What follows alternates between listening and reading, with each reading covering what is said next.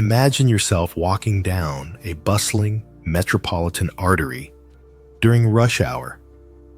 Hundreds of faceless figures, the roar of cars, snippets of strangers' conversations. And suddenly, a few feet away, a person collapses onto the sidewalk with a dull thud. Their hand clutches their chest convulsively. Your first thought, instinctive, almost automatic, someone will help them. You look around and see dozens of other eyes, like camera lenses focused on the same scene. In such a crowd, there's bound to be a doctor. Surely someone is already frantically dialing emergency services. Surely someone knows what to do. Deep in your limbic system, an ancient trigger fires. The crowd means safety. Logical, right? Now, for the harsh, mathematically precise truth. This feeling of safety is a cognitive illusion. Your chances of being saved in this situation are not just not higher. According to dozens of experiments, they are many times lower than if you had collapsed on a completely deserted street with only a single random passerby as a witness. This is the central paradox of the metropolis, known as the Genovese syndrome. It's a scientifically proven fact. The more people who witness a tragedy, the less likely it is that any one of them will offer help. The crowd doesn't save. The crowd paralyzes will, freezes instincts, and turns potential rescuers into a silent mass. What you are about to hear is not just a story about a brutal crime. It's a dissection of the social code that governs each of us in a critical situation. By the end of this story, you will understand the three invisible switches in our consciousness that turn a group of people into passive, silent observers. You will learn how one tragedy, which occurred on a cold New York street, forever changed the operations of emergency services worldwide, becoming the catalyst for the creation of the 911 system. And most importantly, you will receive the key to unlock this paralyzing code of inaction.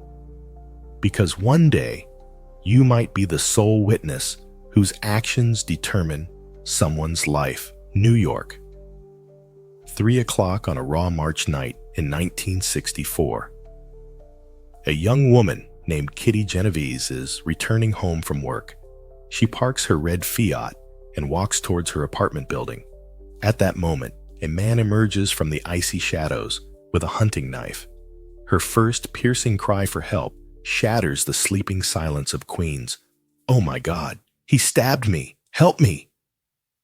Dozens of her neighbors hear this cry. Dozens of yellow rectangles of light flicker in the windows of apartment buildings, like frightened eyes. But it wasn't a fleeting moment. It was an agony stretched over 32 agonizing, bloody minutes, during which the killer left and returned again to finish what he started. And all that time, Kitty screamed desperately. Kitty Genovese's death could have remained one of thousands of crime reports in a vast, indifferent city, if it weren't for an article in the New York Times published 2 weeks later. The headline, printed in bold, struck American self-awareness like a sledgehammer. It read, 38 who saw murder didn't call the police. Society was in shock. Not from the primal brutality of the killer, but from the icy, deafening indifference of the witnesses. 38 ordinary, law-abiding citizens, according to the article, watched from their warm, safe apartments as a person was methodically murdered on the street and did nothing. But there was one problem. The number 38, as subsequent police archive investigations showed, was a powerful journalistic exaggeration. The number of active witnesses who saw the attack and understood what was happening was significantly smaller. Many only heard indistinct screams, mistaking them for a domestic dispute. Some saw only part of what was happening, but it was too late. The myth, like a virus, had infiltrated the collective consciousness. It proved stronger and perhaps more necessary than the truth, because it forced society as a whole to ask one simple and terrifying question: why? What is wrong with us? Has urban life truly turned us into a nation of soulless observers? The answer was sought in moral decay, in the apathy of the big city, in human callousness. But two social psychologists, Bibb Latané and John Darley, proposed something heretical. The root of the problem lies not in corrupted morals, but in the impeccable logic of social psychology. They realized that the witnesses to the tragedy were not villains. They were victims of a powerful social law that activates automatically when we are in a group. They gave a name to this invisible killer, the Bystander Effect, and its main mechanism, diffusion of responsibility. Imagine a painfully familiar situation. A buzzing work chat, notifications flying. Your boss drops a message into it like a stone in a pond, addressed to everyone at once. Colleagues, can someone urgently do this task? You watch as the view counter beneath the message grows. 5, 10, 20 people have read it, but the input line remains empty. In response, digital silence. Why? Because each of those 20 people, including you, at that very moment, runs the same mental program. This message is addressed to everyone, and therefore not personally to me. It's not my direct responsibility. Surely someone else who is less busy, more competent, or just wants to impress will respond now. Everyone delegates the action to an invisible neighbor in the digital office, and this collective pause stretches into a deafening, awkward silence in which any initiative drowns. This is diffusion of responsibility in its purest, most distilled form, a fundamental psychological flaw that transforms a group of capable individuals into an inert mass. It works like a simple yet deadly chemical process. Personal responsibility, when in a crowd, does not divide equally among everyone. It evaporates. It dissolves like a drop of dark ink in a glass of clear water, instantly coloring everything with the murky hue of uncertainty and inaction. The logic of our brain here is mercilessly simple and tragically flawed. 100% responsibility divided among 10 witnesses is not 10% for each. No. In our neural network, it transforms into almost complete zero, a duty that belongs to everyone, in fact, belongs to no one. Now, let's return to those yellow rectangles of windows in Nighttime Queens. The behavior of the 38 witnesses is not a story about 38 heartless monsters. It is a story about 38 ordinary people caught in the trap of this merciless social law. In the mind of everyone who stood at the window and heard distant, indistinct cries, the same silent yet absolutely rational calculator for them was ticking. There are dozens of apartments in this building, hundreds of eyes behind the curtains. I'm sure someone else, someone braver, someone whose window faces the source of the noise, has already called the police. Why should I call a second time and tie up the emergency line. I'll only interfere with the professionals doing their job. Everyone shifted the burden of decision to an invisible, more responsible neighbor. So, here it is. The first cog in the silent machine of inaction, diffusion of responsibility. We think someone else should act, but that's only half the battle. It's just the trigger. There's a second, far more insidious psychological virus that infects not our will, but our very perception of reality. It makes us not just pass on responsibility, but doubt that anything dangerous is happening at all, anything requiring an immediate reaction. And to prove its existence and measure its paralyzing power, scientists had to go to extreme measures. They had to stage a real fire in their own laboratory full of unsuspecting students. Imagine yourself as one of them. You're sitting in a small room, filling out some boring questionnaire. Suddenly, acrid, gray smoke begins to seep from the ventilation grate in the wall. First a thin stream, but within a minute, it fills the room, tickles your nose, makes your eyes water. Your amygdala, the ancient fear center in your brain, sounds the alarm. Fire. Danger. Act. But you look at the two other people in the room. They calmly continue writing. They don't even look up, just wince slightly at the smoke. They are completely unperturbed.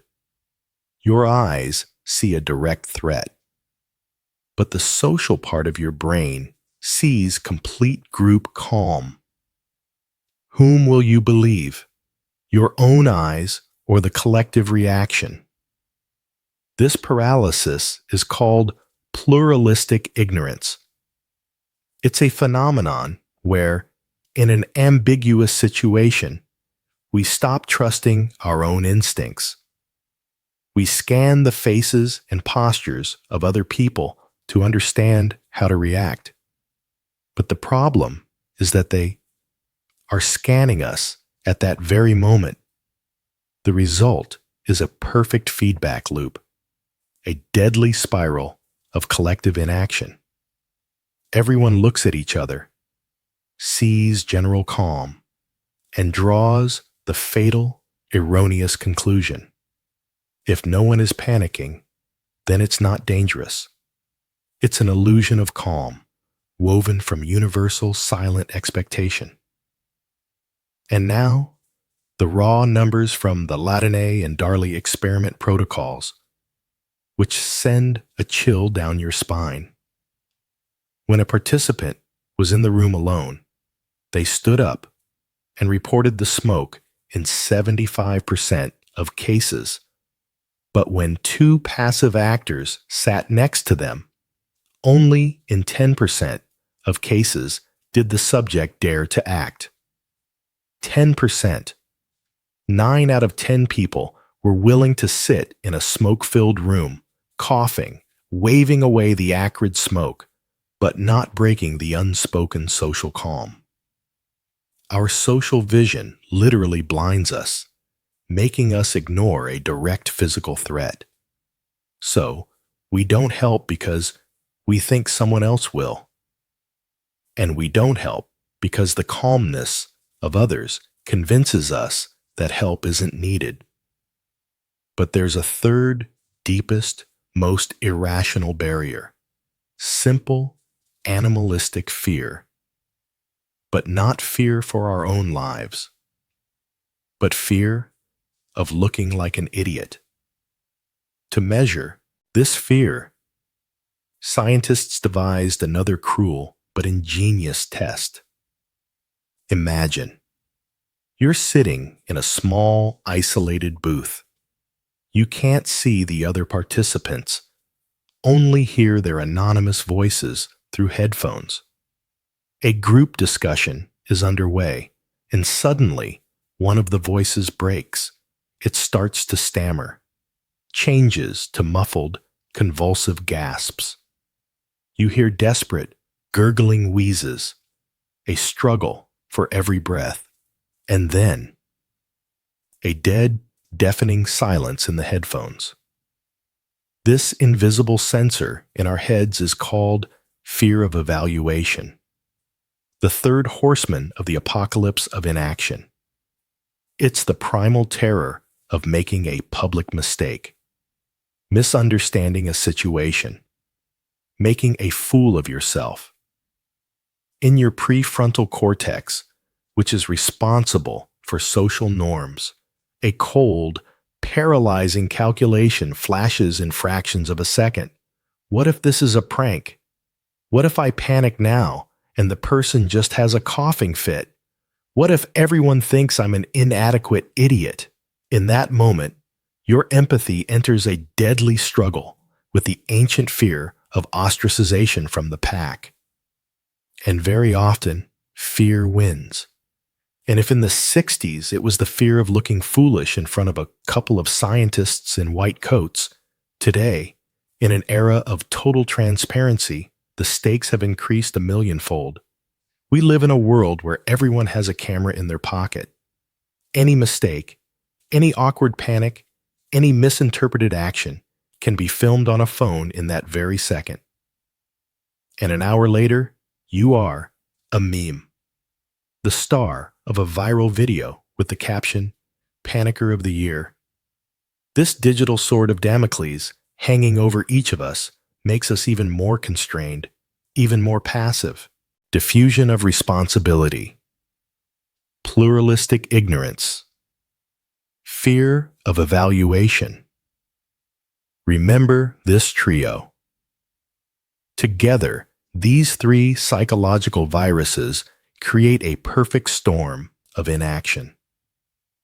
A powerful, paralyzing cocktail that turns any group of conscious individuals into silent observers of tragedy. And today, this storm rages with new, unprecedented force. In an environment where there are no windows, no streets, but the witnesses are not dozens, but billions. In the digital universe of the internet. Forget the dark street. Imagine a cold, glowing rectangle in your hand.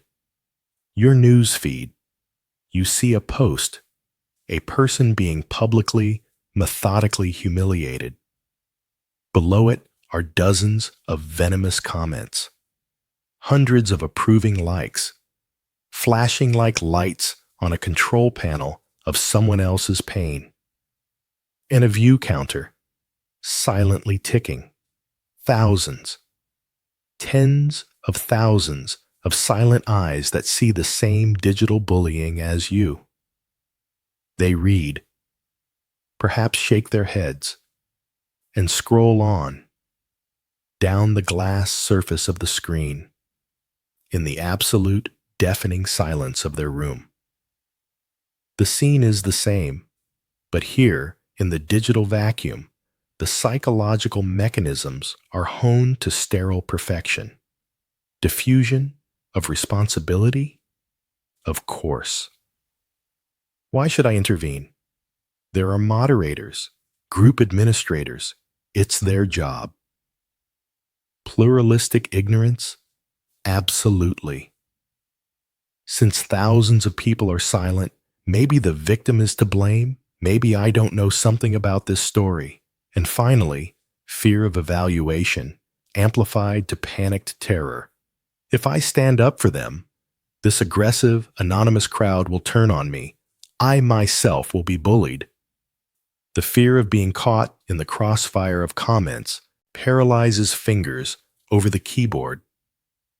But there is one difference, terrifying in its mathematical inevitability.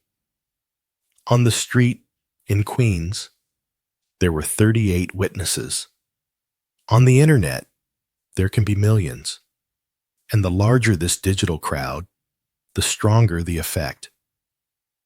Responsibility, divided by a million, becomes an infinitely small quantity, approaching zero.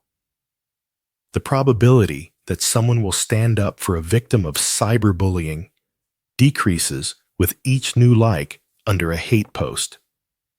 Online inaction becomes almost guaranteed. It transforms from a probability into a law. So, are we all trapped in this digital paralysis? Locked in an invisible cage of algorithms and social protocols that force us to be passive observers? Is there truly no escape from this matrix of inaction? Yes, there is. And it's surprisingly simple, like pressing a single button. We can hack this system, both in the real world and in the digital one. Let's return to that street. A person on the asphalt, people frozen around them, like statues in a fog of indecision. But one of them doesn't look around. They don't seek approval or hints in others' shock-widened eyes. They act. They don't shout into the void a faceless, "Someone, help!"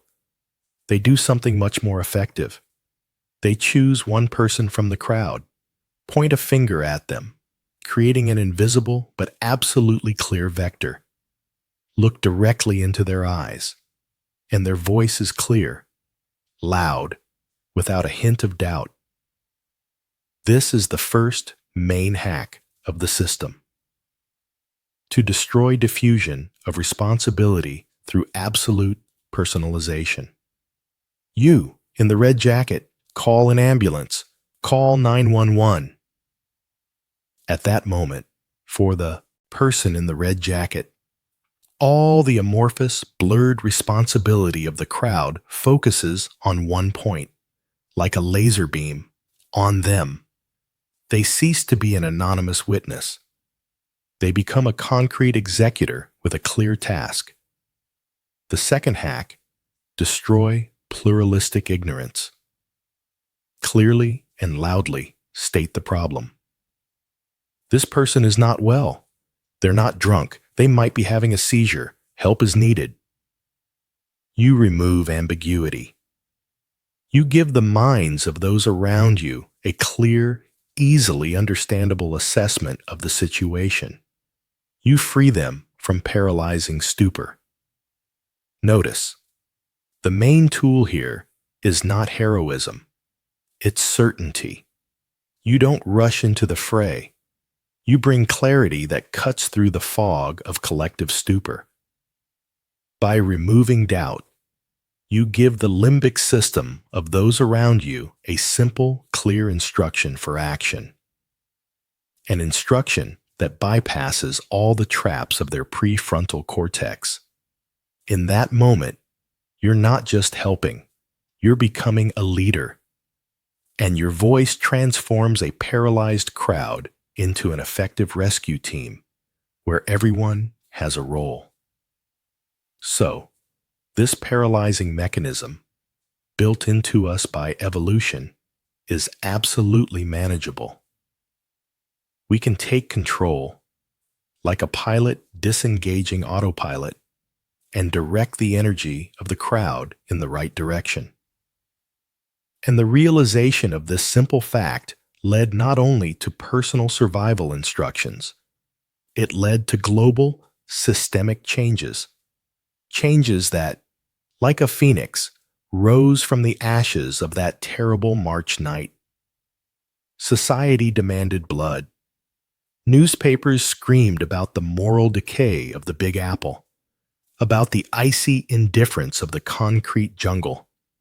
But two young psychologists, Bibb Latané and John Darley, refused to believe this convenient verdict. They looked at this tragedy not as prosecutors, but as engineers.